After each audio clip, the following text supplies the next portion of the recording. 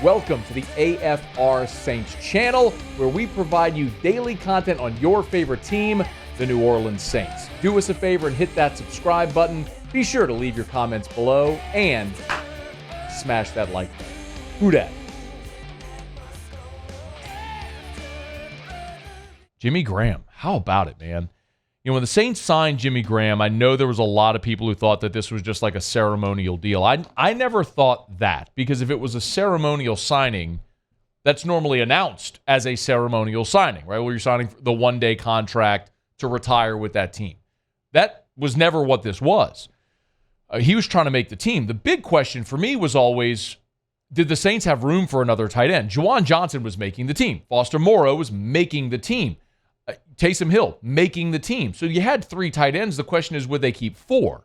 And a year ago, they kept Nick Vannett around as well. So you had your three primary tight ends with Juwan Johnson and Taysom Hill, of course. And then you had Adam Troutman, who you drafted, and then they kept Vannett because they wanted that sort of attached tight end that they've always valued, the inline blocker tight end. And that's not what Jimmy Graham does. That's why this is a little odd, because you've got your pass catcher in Juwan Johnson, and you've got your prototype in Foster Moreau, the guy who could put his hand on the ground, is also athletic enough to go, run routes and catch passes. So you've got that, and then you've got your Swiss Army knife in Taysom Hill. So is Jimmy Graham just another Juwan Johnson? Is he just another big, long, athletic receiver? Well, isn't Shaq Davis kind of that as well? So it's interesting because not because the question is if Jimmy Graham can still make plays at this level. It's how does he fit on this roster? That was always the really interesting thing. Well, when the Saints signed him, and I think when Jeff Duncan was with us last week, he probably said it best. Given who Graham's representation is, Jimmy Graham wasn't going to come out of retirement where we spent all of last year biking across Europe to come to New Orleans just to try to make a team. There was going to be some assurances that there was a role for him, there was value there, and they wanted to bring him in and have him make this team. And he's done nothing on the to discourage that belief. If anything, the only thing that's in the column against him is what happened in LA when he got arrested. And you can only minimize or downplay something like that when you're talking about a great player. If you were a guy that was 88th on the roster and you go in LA and get arrested, you're done that day. And I understand what the Saints have said about it being a medical issue and they think maybe he had a seizure. I don't know. What I do know is coaches and front office personnel lie a lot to protect great players. I mean, Brian Kelly was preparing to do that with Mason Smith until Wilson Alexander broke that story. So, and by the way, to each their own. That's not a criticism. You have an organization to run, I get it. But the truth is, if Jimmy Graham weren't a great player, that arrest, he's gone. This goes to show you how much they kind of believe in him right now. And then he's back out there in that game on Sunday against the Texans, and he makes the really strong contested catch, and he scores the touchdown. And it felt like you turned back the clock a decade. All the dude ever needed to do was be in that building wearing that uniform, and he was going to be good again. Which is kind of stunning. But maybe there's something to that. Just being comfortable in your setting with your surroundings and where you want to be, and you're going to be able to maximize yourself. I mean, there's plenty of examples in all different types of professions of people who were great in one spot, left, it didn't work out, came back, and they were great again. So maybe that's the case here with Jimmy Graham. By the way, here was Dennis Allen after the game against the Texans talking about Jimmy Graham and his progression throughout training camp.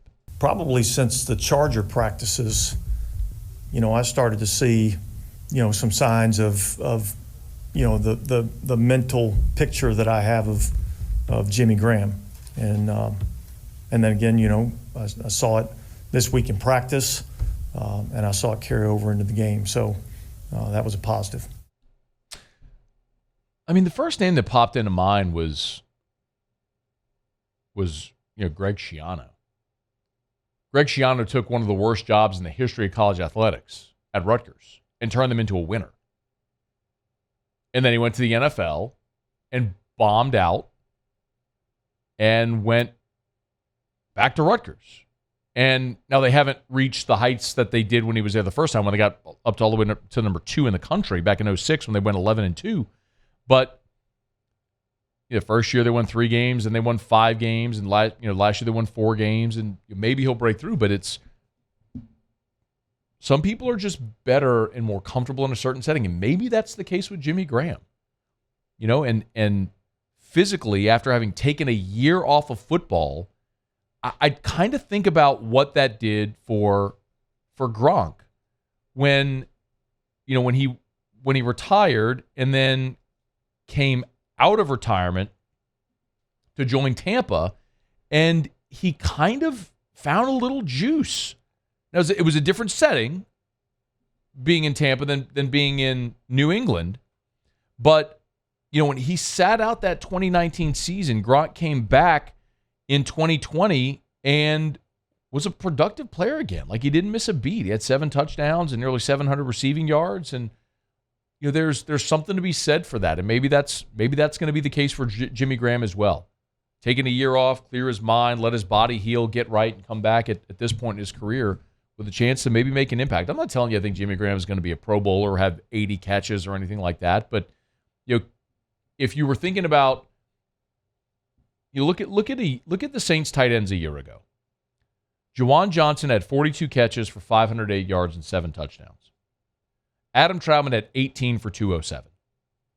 Taysom had 9 catches for 77 yards. Nick Vanette had 2 for 13. So basically, he had Juwan Johnson and not much else.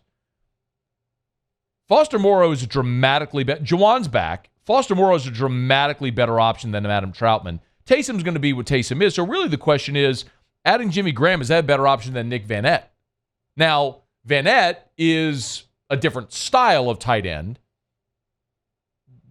but Jimmy kind of tilts the field a little bit. If he's able to play within this offense the way that we've seen so far through preseason. So, I don't want to oversell it, but candidly, I loved Jimmy Graham when he was here the first time. I know a lot of people did. There was always a conversation about, was he soft? He was kind of transitioning from basketball to football. But I loved Jimmy Graham. Bringing him back, I had real questions as to whether or not there was a roster spot for him, because I don't know if the Saints were going to keep 4 tight ends. He's played well enough to earn a roster spot on this offense. Now it's on Dennis Allen and Mickey Loomis to figure out how you make it work so you can keep 4 tight ends and 3 quarterbacks, so where you're going to be deficient, likely on the defensive side. But Jimmy Graham, I think, has earned a roster spot. At this point, I'd be surprised if he wasn't on the Saints 53-man roster. He's earned it. Hey, thanks so much for watching. Please leave your comments. I love to interact. And be sure to hit the red subscribe button below.